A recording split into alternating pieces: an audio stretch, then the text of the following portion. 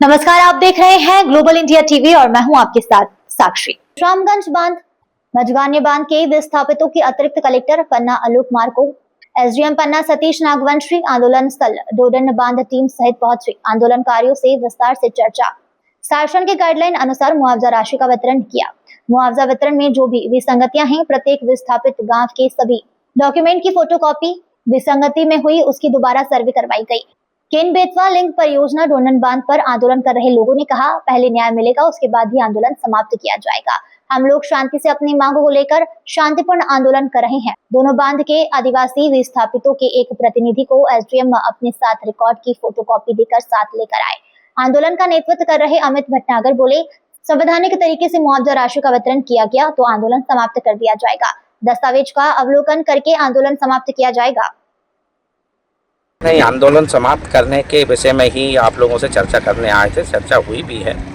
जहाँ तक विसंगति की बात है, कुछ कन्फ्यूजन्स इनके उसमें हैं जो हमने जिनके संबंध में कानूनी व्यवस्थाओं और प्रावधानों से इनको अवगत कराया है। ठीक है कि नहीं?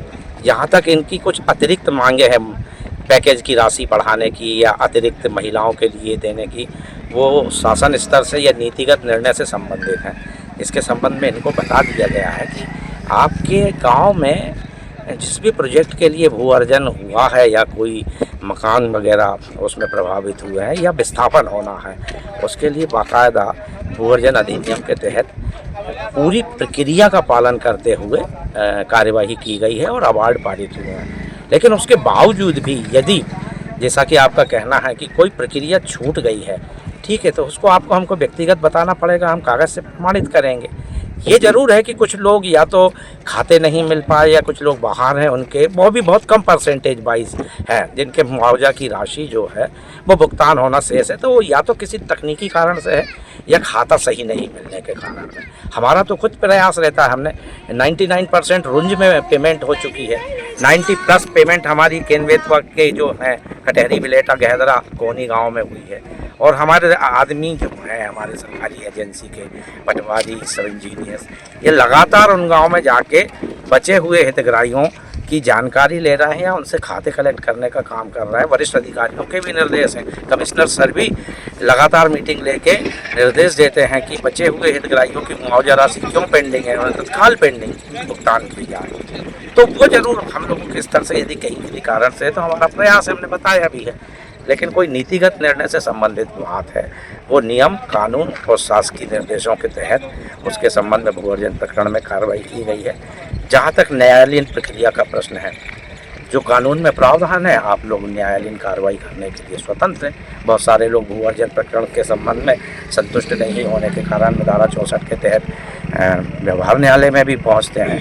तो अगर कोई आपको संवैधानिक अधिकार प्राप्त है, आप उनका उपयोग करें।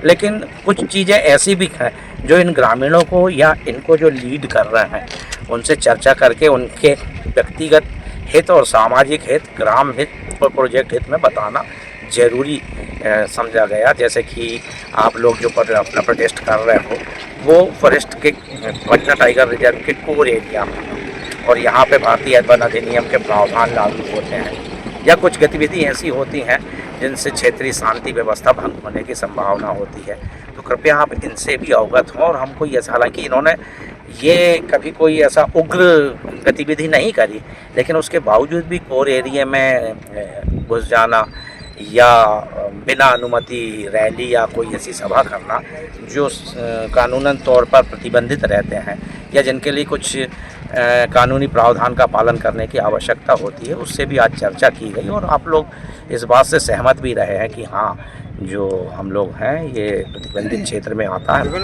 तो इनके जो लीड करने वाले सामाजिक कार्यकर्ता हैं उनसे चर्चा उपरांत ये भी बताया गया कि भाई आप अपने साथियों से चर्चा कर लें और शाम तक के कोई अच्छे निर्णय पे आप पहुँचें। ठीक है।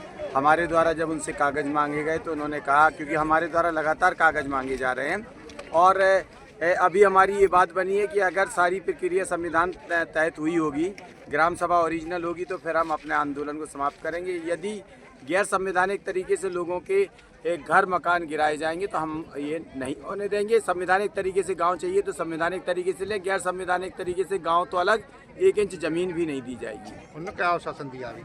उनका ये कहना था कि हम पूरे आपको कागज़ दे रहे हैं, सारे लोगों ने ग्राम सभा हुए हैं, हस्ताक्षर हुए हैं, हमने 90% लोगों को मुआवजा दे दिया। उनके स्तर से भी कागज़ दिए जा रहे हैं, हमारे स्तर से भी गांव-गांव स्तर पे सर्वे चल रहा है। जितने लोग हैं वो सारे कागज़ और सारे नाम हम उनको दे चुके हैं। अब ये है कि वो आप नामों को वेरीफाई करके हमको बताएंगे, और हमको हमारी जो जानकारी हमारे सर्वे कहते हैं 60% लोगों को ही मुआवजा मिला है, और 60% में भी जो मुआवजा मिला है उसमें विसंगति पूर्वक है, और किसी का कम नफा है, किसी का ज़्यादा है। कब तक की अवधि दी है उन्होंने समाधान के लिए? उनका ये कहना है कि हम 3 से 4 दिन के अंदर कर देंगे।